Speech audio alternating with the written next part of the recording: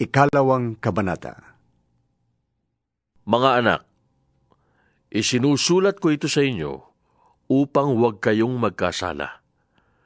Ngunit kung magkasala ang sinuman, may tagapamagitan tayo sa Ama, si Hesukristo, na kailanmay hindi nagkasala.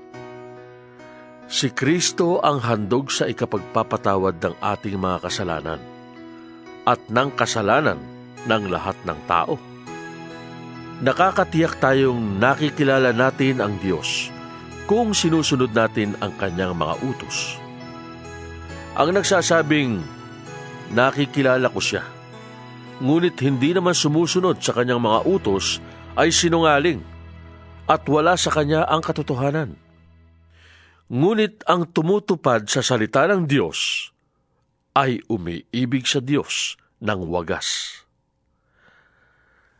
Sa ganito natin nalalaman kung tayo'y talagang nasa Kanya. Sino mang nagsasabing nananatili siya sa Diyos ay dapat mamuhay kung paano namuhay si Hesukristo. Mga minamahal, hindi isang bagong utos ang isinusulat ko sa inyo, kundi ang dating utos na nasa inyo na sa simula pa. Ito'y ang mensaheng narinig na ninyo.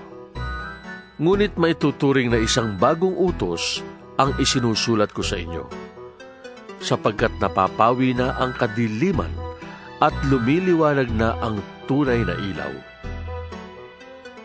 Ang katotohanan nito'y nasaksihan sa buhay ni Kristo at nakikita rin naman sa atin. Ang nagsasabing siya'y nasa liwanag, ngunit napopuot sa kanyang kapatid, ay nasa kadiliman pa. Ang umiibig sa kanyang kapatid ay nananatili sa liwanag at walang panganib na mahulog siya sa kasalanan.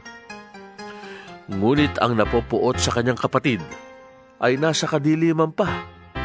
Lumalakad siya sa kadiliman at hindi niya nalalaman ang kanyang pupuntahan, sapagkat binulag siya ng kadiliman.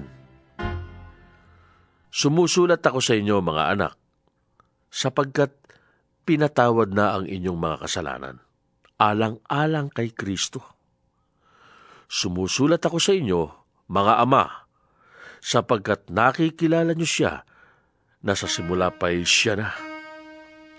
Sumusulat ako sa inyo, mga kabataan, sapagkat tinalo na ninyo ang masama. Sinulatan ko kayo, mga anak, sapagkat nakikilala ninyo ang Ama. Sinulatan